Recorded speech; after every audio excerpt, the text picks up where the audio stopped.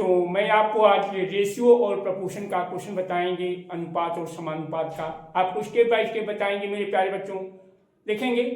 और बच्चों इस क्वेश्चन में क्या दिया गया है, एक थैली में 2 रुपये, 5 रुपये और 10 रुपये के सिक्के जो दिए गए हैं अनुपात में 5:7:8 के 5:7:8 के अनुपात में दिए गए हैं, इनका कुल मूल्य 1250 रुपये है, तो थैली में 5 रुपये के सिक्कों की संख्या कितनी होगी।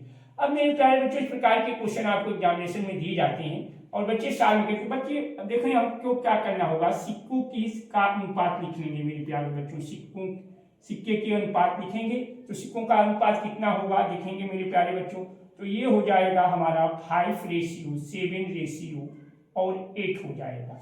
अब मेरे प्यारे बच्चों अब ये देखेंगे, जब 5 से जब अनुपात दिया है मेरे प्यारे बच्चों, तो हम इसका जो है रुपीज देखेंगे, रुपीज से हम कंपेरिजन करेंगे। तो 2 रुपीज के कितने सिक्के हैं मेरे प्यारे बच्चों, 5 है, तो हमारे सिक्कों की संख्या कितनी हो जाएगी, 10 होगा जाएगी। फिर 5 रुपीज के 7 होगा तो कितना हो जाएगा, तो 5 7 कितना हो जाएगा, 35 हो जाएगा।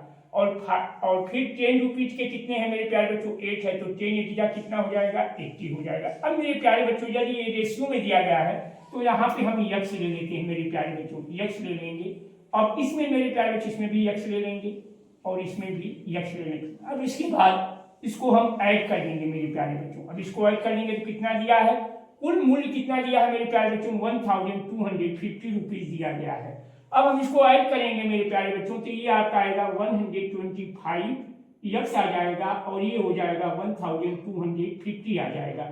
यक्स इज इक्वल टू क्या आ जाएगा, 1250 अपॉन 125 डिवाइड कर लेंगे मेरे प्यारे बच्चों, 10 आ जाएगा।